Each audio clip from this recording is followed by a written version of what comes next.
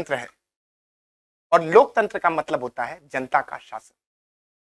यानी राजा का लड़का राजा नहीं बनेगा, राजा वो बनेगा जिसको जनता तय करेगी। और इस चीज को, इस प्रक्रिया को, लोकतंत्र को बनाए रखने के लिए समय समय पर इलेक्शन होना जरूरी है, ताकि कोई तानाशाही न कर सके। इलेक्शन का इतना बड़ा महत्व है, क्योंकि कोई तानाशाह हो जाएगा तो उसको गिराने के लिए इलेक्शन ही है। इसीलिए दिनकर जी ने कहा, समय का घर घर नाद सुनो, सिंहासन खाली करो कि जनता आती है। और ये जो जनता की ताकत है, इसको बनाता है इलेक्शन। और इलेक्शन करवाने के लिए एक कमीशन होना चाहिए।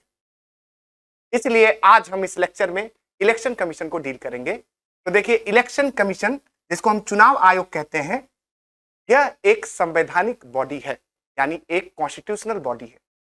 संविधान के किस भाग में इसका जिक्र मिलता है? तो संविधान के भाग 15 यानी पार्ट 15, अगर रोमन में लिखा हो तो ऐसे लिखा होगा, तो आप ऑब्जेक्टिव लगाते समय ध्यान रखिएगा कि भाग 15 जो है वो इलेक्शन कमीशन से संबंधित है। तो चलिए आइए इलेक्शन कमीशन के सब भागों को खोल खोल करके आपको बता दूं, ताकि आप अच्छे से मेमोराइज कर सके। और बहुत ही डिटेल में जाऊंगा, शॉर्ट ट्रिक मुझे पसंद नहीं है। तो चलिए आगे बढ़ते हैं। अब देखिए, जो इलेक्शन का जिक्र है, पहली बात तो भाग 15 में है, भाग 15 पार्ट 15। दूसरी बात कि कौन कौन सा आर्टिकल जो है इलेक्शन से रिलेटेड है, तो आर्टिकल 324 से लेकर 329 तक इलेक्शन के बारे में बताए गए। और आज जिस आर्टिकल को हम डील करेंगे वो है 324। 324 क्या कहता है? तो 324 इलेक्शन कमीशन की बात करता है। इलेक्शन कमीशन क्या करेगा? तो फेयर इलेक्शन को कराएगा। तो उसके हाथ में कुछ पावर होनी चाहिए, तभी तो फेयर करा पाएगा। तो पावर क्या है? तो उसको सुपरिटेंडेंस करने का पावर मिला हुआ है, यानी अधीक्षण करने का पावर मिला हुआ है, डायरेक्शन करने का पावर मिला हुआ है, यानी निर्देशन करने का पावर मिला हुआ है, और कंट्रोल करने का पावर मिला हुआ है, यानी नियंत्रण। तो अगर आपके ऑब्जेक्टिव में ये तीन वर्ड मिलते हैं तो आप उसको टिक कर सकते हैं कि इलेक्शन कमीशन के पास क्या है। तो वो सुपरिटेंडेंस करता है, वो डायरेक्शन करता है, और वो कंट्रोल करता है इलेक्शन को। और कौन कौन से इलेक्शन वो कराता है, तो आइए समझते हैं कौन कौन से इलेक्शन कराता है वो। तो वो पार्लियामेंट का इलेक्शन कराता है। और पार्लियामेंट का इलेक्शन जो होता है, पार्लियामेंट के दोनों हाउस का इलेक्शन, लोकसभा का एंड राज्यसभा का। लोकसभा और राज्यसभा का इलेक्शन कराने का काम किसका है? तो इलेक्शन कमीशन ऑफ इंडिया का है। दूसरा, स्टेट लेजिस्लेचर के इलेक्शन कराता है। तो आपको मालूम है, जैसे एमपी में स्टेट लेजिस्लेटिव असेंबली है, यानी विधानसभा है, विधान परिषद नहीं है। तो यहां पर इलेक्शन कमीशन विधानसभा के भी इलेक्शन कराता है और विधान परिषद के भी कराता है। जैसे यूपी में विधान परिषद भी है, जिसको हम विधान परिषद में जो लोग जाते हैं उनको एमएलसी कहते हैं, और जो विधानसभा में लोग जाते हैं उनको हम एमएलए कहते हैं। तो वो किस चुनाव के तहत जाते हैं? तो उस चुनाव को कराने का काम करता है इलेक्शन कमीशन ऑफ इंडिया। ध्यान रखना, इलेक्शन कमीशन ऑफ इंडिया पे मैं जोर दे रहा हूं। अगला देखिए, प्रेसिडेंट के इलेक्शन को भी इलेक्शन कमीशन ऑफ इंडिया ही कराता है। और देखिए, तो वाइस प्रेसिडेंट का इलेक्शन भी इलेक्शन कमीशन ऑफ इंडिया कराता है। तो अगर हम संक्षेप में, सार में देखें कि 324 क्लॉज 1 क्या करता है, तो सुपरिटेंडेंस यानी अधीक्षण करने का काम करता है, डायरेक्शन यानी निर्देशन करने का काम करता है, कंट्रोल यानी नियंत्रण करने का काम करता है। किन किन इलेक्शन को? तो पार्लियामेंट के इलेक्शन को, स्टेट लेजिस्लेचर के इलेक्शन को, प्रेसिडेंट के इलेक्शन को, और वाइस प्रेसिडेंट। आइए आगे बढ़ते हैं हम लोग। तो देखिए, यहां पर हम कुछ फैक्ट समझ लें। ये फैक्ट बहुत ही जरूरी है जब हम लोग इलेक्शन कमीशन को पढ़ रहे होते हैं। तो देखिए, ये जो इलेक्शन कमीशन ऑफ इंडिया है, ये इस्टेब्लिश हुआ था 25 जैन 1950 को, यानी संविधान लागू होने के एक दिन पहले इलेक्शन कमीशन ऑफ इंडिया का इस्टेब्लिशमेंट हो गया था। तो ये 25 जैन जो है, उसको हम किस रूप में मनाते हैं? उसको नेशनल वोटर डे यानी कि राष्ट्रीय मतदाता दिवस के रूप में हम लोग मनाते हैं। दूसरी बात, पहला फैक्ट ये है दूसरा फैक्ट ये है कि election commission of India he state legislature के इलेक्शन को कराता है, स्टेट इलेक्शन कमीशन नहीं कराता है। स्टेट इलेक्शन कमीशन कब स्टैब्लिश हुआ? तो संविधान के 73वें और 74वें कॉन्स्टिट्यूशनल अमेंडमेंट के द्वारा इसको लाया गया। और स्टेट इलेक्शन कमीशन किसके इलेक्शन को कराता है? तो पंचायत के और म्युनिसिपैलिटीज के। अब ये बात ध्यान रखिएगा कि स्टेट इलेक्शन कमीशन का जो आर्टिकल है वो कौन सा है? तो आर्टिकल 243 ए, जबकि इलेक्शन कमीशन ऑफ इंडिया का आर्टिकल है 324। मुझे लगता है आपको ये फैक्ट समझ में आया होगा। चलिए नेक्स्ट स्लाइड पे बढ़ते हैं। कुछ फैक्ट है जो आपको याद रखने हैं। पहली बात की अभी हमने बता दिया 25 जनवरी 1950 को इलेक्शन कमीशन ऑफ इंडिया की स्थापना हुई थी। ठीक, तो इसको नेशनल वोटर डे के रूप में मनाते हैं, राष्ट्रीय मतदाता दिवस के रूप में। और जो पहले कमिश्नर थे, चीफ इलेक्शन कमिश्नर थे, सुकुमार सेन थे। अब आप समझिए कि इतनी बड़ी डेमोक्रेसी और इतनी बड़ी डेमोक्रेसी में इलेक्शन कराना कितना मुश्किल काम था, लेकिन जो पहले इलेक्शन कमिश्नर थे सुकुमार सेन, उन्होंने बहुत ही अच्छे तरीके से इलेक्शन को कंडक्ट करवाया। तो पहले जो इलेक्शन कमिश्नर थे वो थे सुकुमार सेन। ये फैक्ट भी याद रखिएगा। आपसे पूछ सकता है कि पहली महिला चीफ इलेक्शन कमिश्नर कौन थी? तो आपको याद रखना है कि पहला रमा देवी थी, वो 1990 में आई थी। 1990 में पहली जो महिला चीफ कमिश्नर थी वो रमा देवी थी। चलिए आगे बढ़ते हैं। अब देखो भाई, ये जो क्लॉज 2 है इसको बहुत तोड़ तोड़ के पढ़ना है और इससे जुड़े हुए हर एक चीजों को, हर एक पहलुओं को हमको समझते हुए चलना है। तो इलेक्शन कमिश्नर क्या कराता है? पहले हम लोग एक बार इधर देख लें। पार्लियामेंट के इलेक्शन कराता है, स्टेट लेजिस्लेचर के, प्रेसिडेंट के और वाइस प्रेसिडेंट के। तो ये बना कैसे, किससे इसका गठन होता है? तो सिंपल सी बात है कि चीफ इलेक्शन कमिश्नर एक होगा। Chief election commissioner permanent body है और आप समझिए कि चीफ इलेक्शन कमिश्नर तो होगा ही, यानी एक ये परमानेंट बॉडी है ही, इसको हटाया नहीं जा सकता। यह बेसिक स्ट्रक्चर भी है कि एक चीफ इलेक्शन कमिश्नर तो होगा ही, अन्य भी कमिश्नर इलेक्शन कमिश्नर हो सकते हैं, लेकिन ये हो सकने वाली जो बात है वो किस पर निर्भर कर रही थी? तो प्रेसिडेंट पर। प्रेसिडेंट चाहे तो अन्य इलेक्शन कमिश्नर को भी अपॉइंट कर सकता है, लेकिन वो चाहे तो। अब देखो भाई, यहां पर एक झोल है। झोल क्या है कि प्रेसिडेंट किसकी सलाह पर काम करता है? तो प्रेसिडेंट प्राइम मिनिस्टर और काउंसिल ऑफ मिनिस्ट्री के सलाह पर काम करता है। अब प्राइम मिनिस्टर अगर चाहे और उसको लगता है कि हमको इलेक्शन अपने पक्ष में कराना है, तो ऐसे लोगों को ही इलेक्शन कमिश्नर बना देगा जो उनके पक्ष के होंगे। तो एक झोल तो था और ये झोल अभी तक है।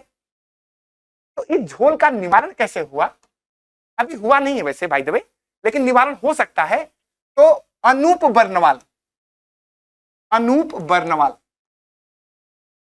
ध्यान रखिएगा, ये बहुत ही रिसेंट की न्यूज है।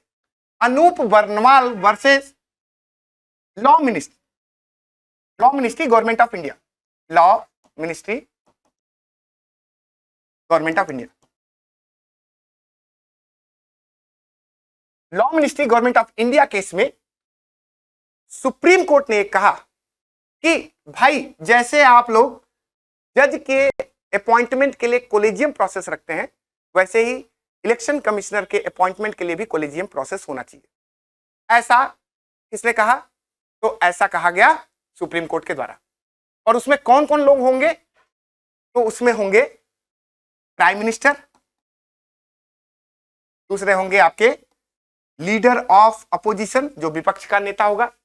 मान लो विपक्ष को दर्जा न मिला हो विपक्ष का, तो जो भी लार्जेस्ट अपोजिशन पार्टी होगी उसका नेता, और chief justice of India. Chief justice of India ये होंगे आपके कोलेजियम प्रोसेस में, और इनके द्वारा प्रेसिडेंट ये सलाह देंगे प्रेसिडेंट को, और फिर प्रेसिडेंट अपॉइंट करेगा चीफ इलेक्शन कमिश्नर और अदर इलेक्शन कमिश्नर को। तो ये एक इंपॉर्टेंट फैसला है किसका? तो इंपॉर्टेंट फैसला है सुप्रीम कोर्ट का। लेकिन लॉ में यह भी लिखा हुआ है अंटिल पार्लियामेंट, जो जब तक पार्लियामेंट जो है कोई लॉ ना बना दे तब तक, तो अगर पार्लियामेंट इससे रिलेटेड कोई लॉ बना देता है तो ये कोलिजियम प्रोसेस हट जाएगा। और एक बात और है कि अगर लॉ बन जाता है तो आर्टिकल 329 क्लॉज ए यह कहता है कि जो भी इलेक्शन से रिलेटेड कानून होंगे उन पे सुप्रीम कोर्ट अपना इंटरफेयर नहीं, कोई भी कोर्ट अपना इंटरफेयर नहीं करेगा। यानी कि अगर लॉ बन गया तो उस लॉ के प्रोसेस से ही चीफ इलेक्शन कमिश्नर और अदर इलेक्शन कमिश्नर को अपॉइंट किया जाएगा।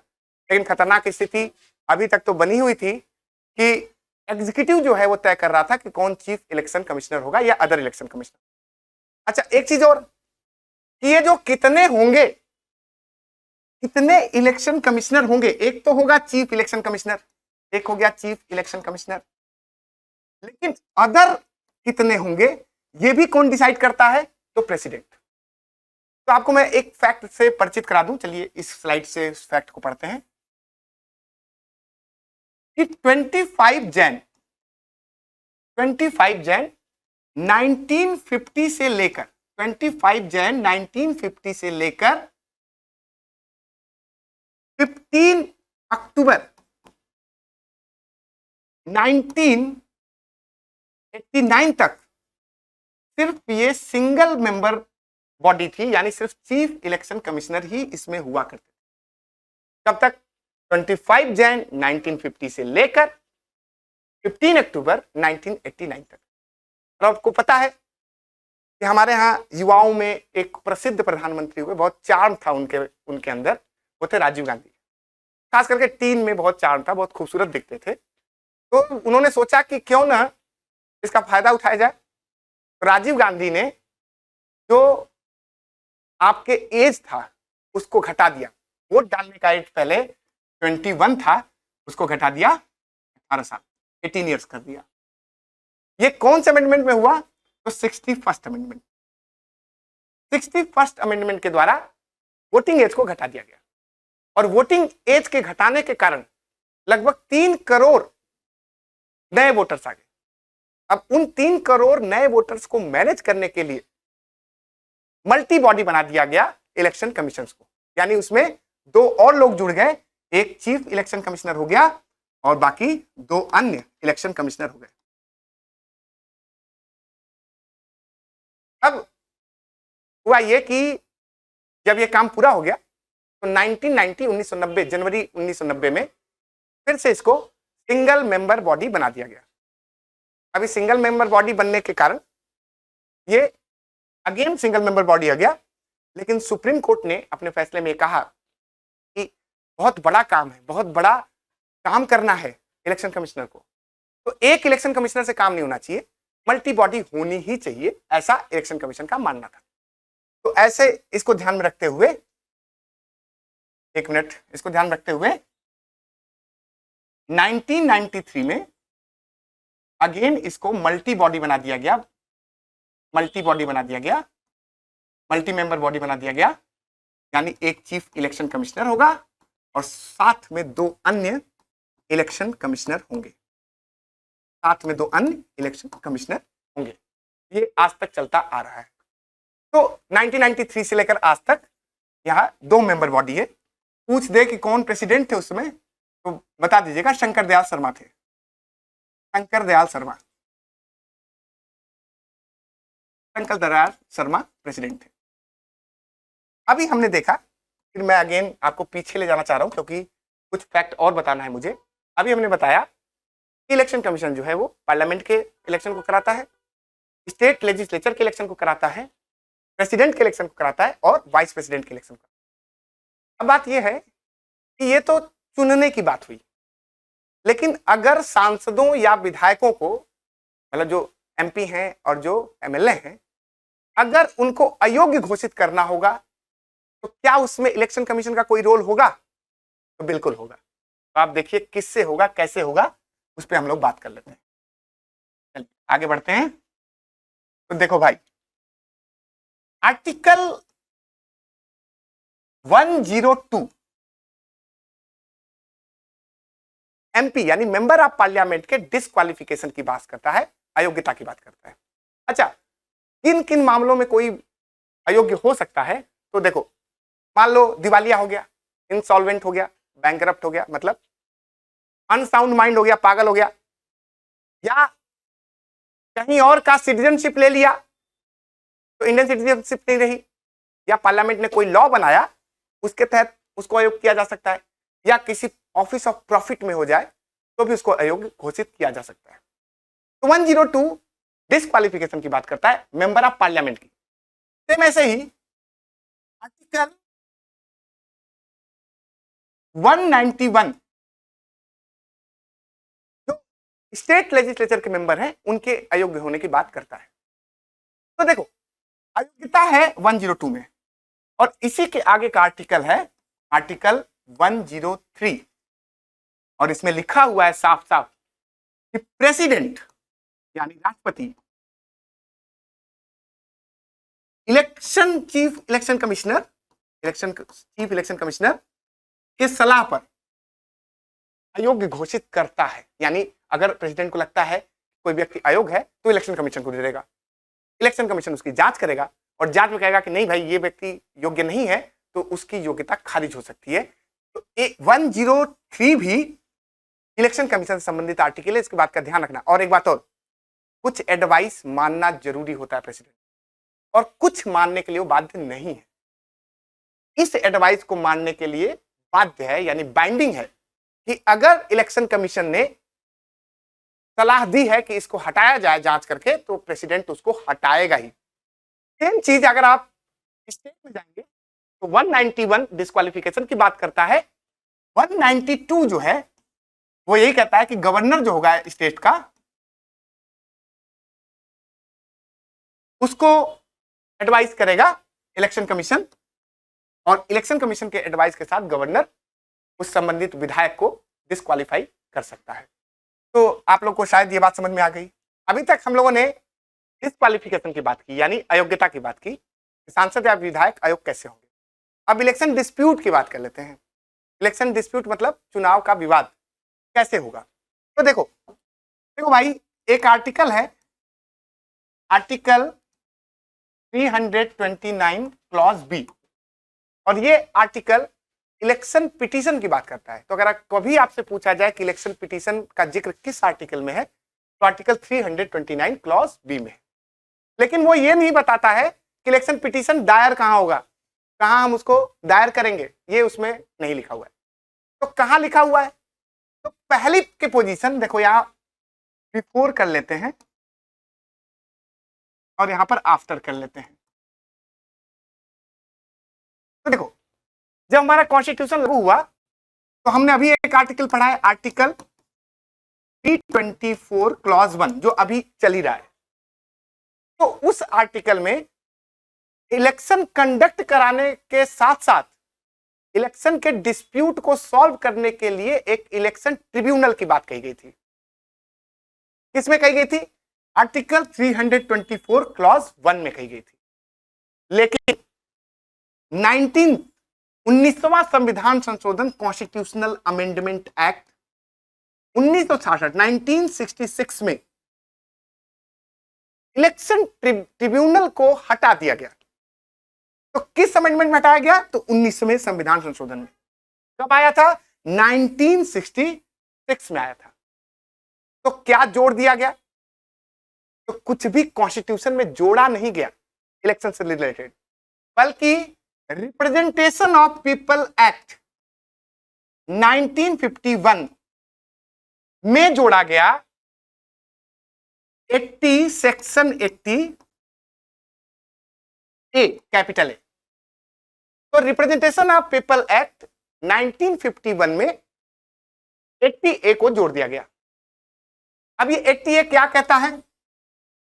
तो 80 ए कहता है कि इलेक्शन से संबंधित जो भी विवाद होंगे उनका निपटारा हाई कोर्ट में होगा। तो इलेक्शन होने के 45 दिन के अंदर आपको हाई कोर्ट में पिटीशन डालना पड़ेगा, वही इलेक्शन पिटीशन जो 329 बी में लिखा हुआ है।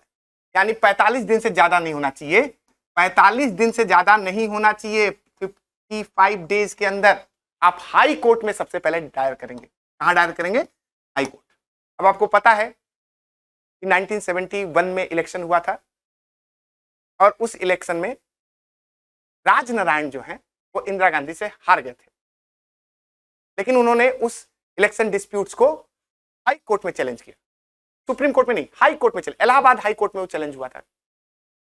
तो इलाहाबाद हाई कोर्ट में चैलेंज हुआ, मतलब कि कहां पर चैलेंज हो रहा है? हाई कोर्ट में। और इसके वजह से आपको जानते हैं कि 1975 में 1975 में जजमेंट आया था। फिर इंदिरा गांधी सुप्रीम कोर्ट पहुंची थी, यानी हाई कोर्ट के बाद आप कहां जा सकते हैं? सुप्रीम कोर्ट जा सकते हैं, डायरेक्ट सुप्रीम कोर्ट नहीं जा सकते। तो यह बात समझ लीजिएगा कि जब भी इलेक्शन का डिस्प्यूट्स होगा तो सबसे पहले आरपी एक्ट यानी रिप्रेजेंटेशन ऑफ पीपल एक्ट के तहत सेक्शन 80A के तहत हाई कोर्ट में इलेक्शन पिटीशन को दायर किया जाएगा सबसे पहले 45 दिन के अंदर, और उसके बाद आप सुप्रीम कोर्ट जा सकते हैं। अच्छा, ये तो हो गई भाई बात किसके डिस्प्यूट की? सांसद और विधायक की, एमपी और मेंबर ऑफ लेजिस्लेटिव असेंबली के। लेकिन अगर विवाद हो जाए किसके इलेक्शन का? प्रेसिडेंट यानी राष्ट्रपति और वाइस प्रेसिडेंट, तो इनके विवाद का निपटारा सुप्रीम कोर्ट में होता है। ध्यान रखना, अब सुप्रीम कोर्ट में होता है कौन से आर्टिकल के तहत? तो आर्टिकल 71 के तहत। मुझे लग रहा है कि आप लोग को ये बातें समझ में आ रही होंगी। चलिए अब आगे बढ़ते हैं। काफी कुछ तोड़ तोड़ के समझा दिया मैंने, ये समझा दिया आपको कि कैसे चीफ इलेक्शन कमिश्नर होते हैं और अदर इलेक्शन कमिश्नर की जो कंडीशन है वो मैंने समझा दी। चलिए अब आगे बढ़ते हैं। अब आ जाते हैं आर्टिकल 324 क्लॉज 3 में। तो देखो, अगर मान लो मल्टी बॉडी बनी, जैसे कि 2 मेंबर और आगे, एक हो गया चीफ इलेक्शन कमिश्नर और 2 हो गया इलेक्शन कमिश्नर, तो इसमें चीफ इलेक्शन कमिश्नर जो होगा वो चेयरमैन होगा, वो चेयरमैन होगा इस कमीशन का, यानी उसके अंडर में इलेक्शन कमिश्नर होंगे। अब आगे हम लोग ये भी समझेंगे कि क्या इन लोग की शक्तियां बराबर हैं या चीफ इलेक्शन कमिश्नर की शक्तियां ज्यादा हैं, ये हम लोग आगे समझेंगे। चलिए आगे बढ़ते हैं। अब आप देखिए यहां पर एक रीजनल कमिश्नर की बात की गई है। तो अगर प्रेसिडेंट यानी राष्ट्रपति को लगता है स्टेट लेजिस्लेटिव असेंबली का इलेक्शन हो चाहे वो लोकसभा का इलेक्शन हो, तो अगर प्रेसिडेंट को लगता है तो वो रीजनल कमिश्नर्स को भी अपॉइंट कर सकता है। तो आप ध्यान रखिएगा आर्टिकल 324 का क्लॉज 4 रीजनल कमिश्नर की बात करता है। अब हमने एक कमीशन बना लिया जिसको हम कह रहे हैं इलेक्शन कमीशन। देखो, एक बन गया इलेक्शन कमीशन ऑफ इंडिया, ध्यान समझना सारी बातों को। उसमें एक हो गया चीफ इलेक्शन कमिश्नर, उसमें हो गए इलेक्शन कमिश्नर और साथ में regional commissioner, regional election commissioner हो गए। अब एक ये बॉडी बन गई इलेक्शन कमीशन ऑफ इंडिया की। अब हमको इलेक्शन कराना है तो कैसे होगा? तो चीफ इलेक्शन कमिश्नर के द्वारा स्टेट में स्टेट इलेक्टोरल ऑफिसर को अपॉइंट किया जाएगा, यानी हर एक स्टेट में एक स्टेट इलेक्टोरल ऑफिसर होगा। अब चूंकि आपको पता है इंडिया बटा है स्टेट्स में, तो स्टेट्स में हमने किसको अपॉइंट कर लिया? स्टेट इलेक्टोरल ऑफिसर को। अब स्टेट बटा हुआ है डिस्ट्रिक्ट में, तो वहां का जो डीएम होगा उसको बना दिया जाएगा रिटर्निंग ऑफिसर। हमेशा याद रखना डिस्ट्रिक्ट का रिटर्निंग ऑफिसर कौन होता है? तो डीएम होता है। अब जो डिस्ट्रिक्ट बटा हुआ है वो कॉन्स्टिट्यूएंसी में बटा हुआ है। मैंने बताया इंडिया जो है स्टेट में बटा है, स्टेट डिस्ट्रिक्ट में बटा हुआ है और डिस्ट्रिक्ट कॉन्स्टिट्यूएंसीज में बटा हुआ है। कॉन्स्टिट्यूएंसीज में रिटर्निंग ऑफिसर होंगे, तो हर एक कॉन्स्टिट्यूएंसी में रिटर्निंग ऑफिसर, और कॉन्स्टिट्यूएंसी बटा होगा पोलिंग बूथ में, और हर एक पोलिंग बूथ पर आपके प्रिसाइडिंग ऑफिसर होंगे। तो हर एक पोलिंग बूथ से इलेक्शन हो गया, इलेक्शन की खबर भेजी गई रिटर्निंग ऑफिसर को, रिटर्निंग ऑफिसर ने खबर दी डीएम को, डीएम ने खबर दी स्टेट इलेक्टोरल ऑफिसर को, और फिर ये गया चीफ इलेक्शन कमिश्नर और रीजनल कमिश्नर इस तरीके से प्रोसेस पूरा हुआ इलेक्शन का। तो चलिए आगे बढ़ते हैं। अब देखिए आर्टिकल 324 क्लॉज 5 की बात करते हैं। तो 324 क्लॉज 5 सबसे पहले बात करता है कि टर्म्स एंड कंडीशंस क्या होंगे, क्या टेन्योर होगा, क्या सर्विस होंगी। देखो एक बात ध्यान रखना, एलिजिबिलिटी कहीं पर भी नहीं लिखा हुआ, यानी कि इलेक्शन कमीशन के साथ सबसे बड़ा जो डिमेरिट है कि उसका एलिजिबिलिटी मेंशन नहीं है, लेकिन उसका सर्विस और टेन्योर मेंशन है कि कौन ये डिसाइड करेगा कि कितनी सर्विस होगी और कितना टेन्योर होगा, तो वो करेगा पार्लियामेंट। याद रखना, पार्लियामेंट डिसाइड करेगा इलेक्शन कमिश्नर के सर्विस और टेन्योर की। और पार्लियामेंट ने किस एक्ट के द्वारा सर्विस और टेन्योर को डिसाइड किया, तो election commission conditions of service of election commissioners and transactions of business act 1991, ये एक्ट पारित हुआ और उसके साथ टेन्योर डिसाइड हुआ। टेन्योर कितना है भाई साहब, तो चाहे वो चीफ इलेक्शन कमिश्नर हो, चाहे वो इलेक्शन कमिश्नर हो, दोनों का मतलब ये दो हो और ये एक है, इन तीनों का अभी फिलहाल दो हैं, तो हम दो कह सकते हैं कि दो इलेक्शन कमिश्नर और चीफ इलेक्शन कमिश्नर का जो टेन्योर है वो 6 इयर्स का है, 6 साल का है, या और लगा हुआ है, या 65 इयर्स, दोनों में से जो पहले हो जाए भाई।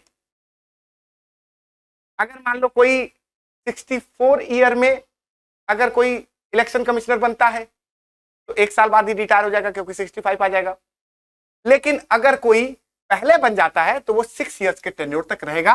और ये किसने डिसाइड किया है, तो पार्लियामेंट ने डिसाइड किया है, कॉन्स्टिट्यूशन ने नहीं, ध्यान रखना। और किस एक्ट के तहत, तो 1991 का ये एक्ट। इसके साथ साथ जो चीफ इलेक्शन कमिश्नर होते हैं उनको सुप्रीम कोर्ट के जज का ओहदा होता है, तो ये भी ये एक्ट कहता है। मुझे लग रहा है कि आपको 324 क्लॉज 5 का ये पार्ट समझ में आ गया होगा। 324 का जो क्लॉज 5 है वो कुछ और बातें भी कहता है, वो बात करता है रिमूवल की। देखो हमने यहां जो शब्द लिखा है, जो वर्ड लिखा है, वो रिमूवल लिखा है, इंपीचमेंट नहीं लिखा है। इंपीचमेंट शब्द केवल प्रेसिडेंट के लिए यूज होता है।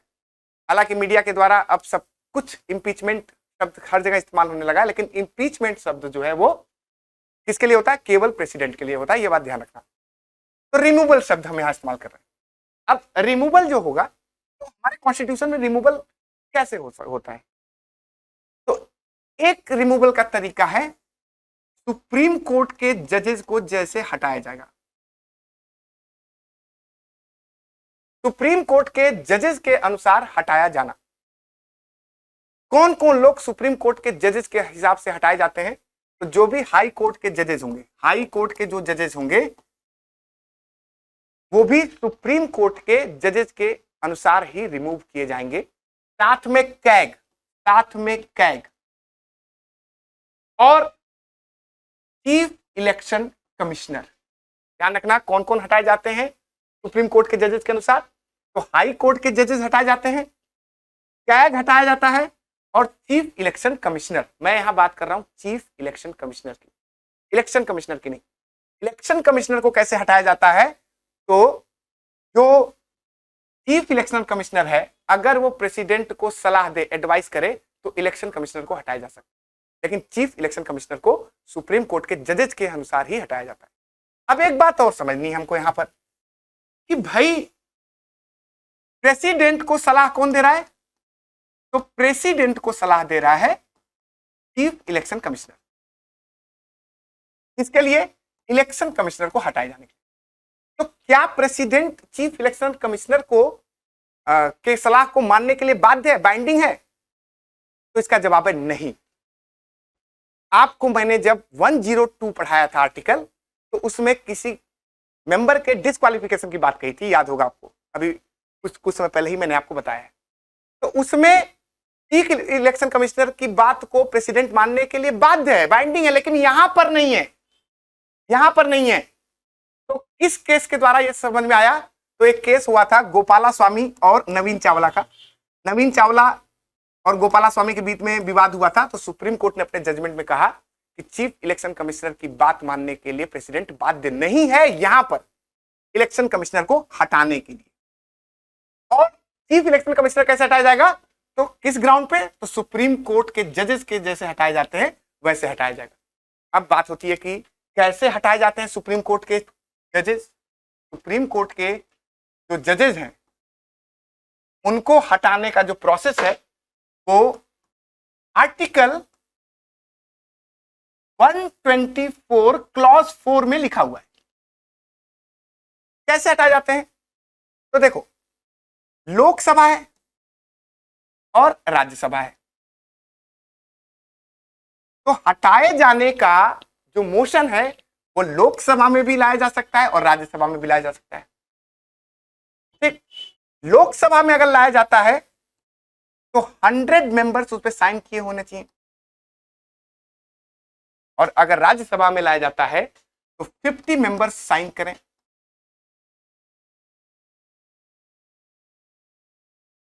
हंड्रेड मेंबर साइन करके लोकसभा में किसको देंगे, तो स्पीकर को देंगे,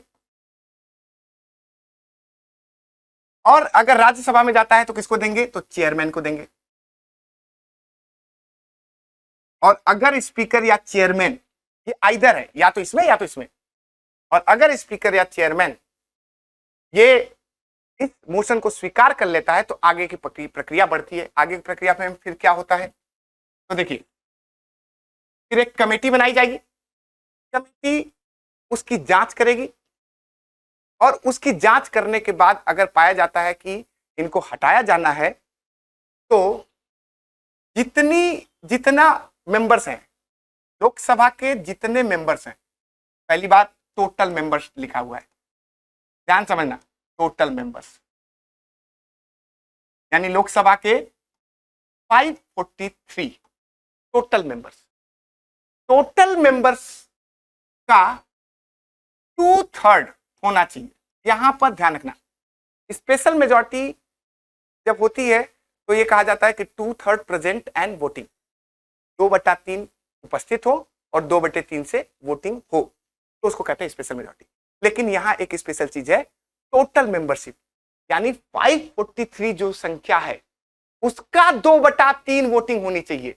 अब ये नहीं कि मान लो आप सपोज मान लीजिए कि 300 आ गए और 300 का हमने 2/3 कर लिया, 2/3 कितना आया, 100 इंटू 200, 200 ही आए, यानी कि 200 से हम नहीं हटा सकते, 543 का 2/3 होना।